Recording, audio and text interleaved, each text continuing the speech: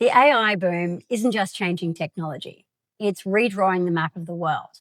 And one of the most important parts of that map is somewhere that most business leaders never think about, the seabed. Almost all of our intercontinental internet traffic travels through undersea cables, not satellites or the cloud. We're talking about physical cables lying across the ocean floor, carrying the data that powers banking, logistics, cloud computing, AI communications, trade, and just about every modern business system that we depend upon.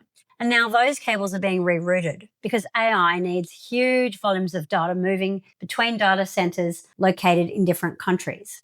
And because geopolitics has made some of the world's most important waters more complicated and riskier.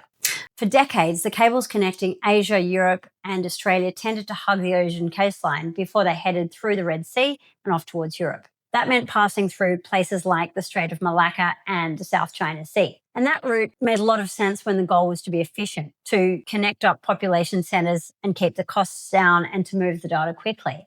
But the economics have really changed. Historically, these cables were built by large telecoms consortia, with the routes being shaped by where the customers were. But now, Google, Meta, Microsoft, and other hyperscalers are helping to build, fund, and control the infrastructure themselves. And they're building it to connect up data centers, not just cities. So the logic changes. If you're building a cable to support AI infrastructure, speed and capacity do still count, but so do security, resilience, and political risk. And that's why more cables are being routed away from contested waters and choke points, and instead going across the Indian and Pacific Ocean. So think Oman to Australia, or the Middle East to Christmas Island, or Australia through the Pacific Islands and then onto America, or Guam as a hub for connections between American allies in Asia. And this is where international business and politics start to collide. Private companies are making infrastructure decisions based on geopolitical risk. They're looking at where governments might delay repairs or impose local rules or extract fees or restrict access or use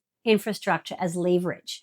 For a long time, companies treated politics as something happening around business. The commercial logic was always first. Lowest cost, fastest route, biggest market, most efficient supply chain. Now, political risk is baked into the infrastructure itself. So the South China Sea is the obvious example here.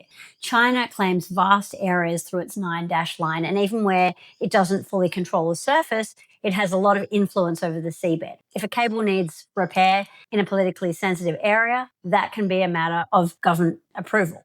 And the same logic really applies to choke points like the Strait of Malacca and the Indonesian Straits.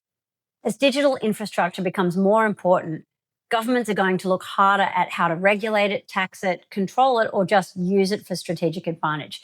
And that has direct consequences for international business payments, logistics platforms, remote work, e-commerce, supply chains, and customer service systems, because they all depend on connectivity that runs through real places in real countries with real political interests. So when a company says it's going global, it's taking on the infrastructure and political risks behind the markets it's in. This is where Australia gets really interesting. So Australia is becoming part of a new corridor linking the Middle East, India, Asia, the Pacific, and the US. And that creates opportunities in data centers, cloud infrastructure, AI, cybersecurity, professional services, a whole bunch of stuff. It also means that Australia needs to think seriously about subsea cable protection, energy supply, its relationships in the Pacific, defence cooperation, cybersecurity, data rules, and approvals for new data centres. For Aussie businesses, the lesson here isn't to become experts in undersea cables.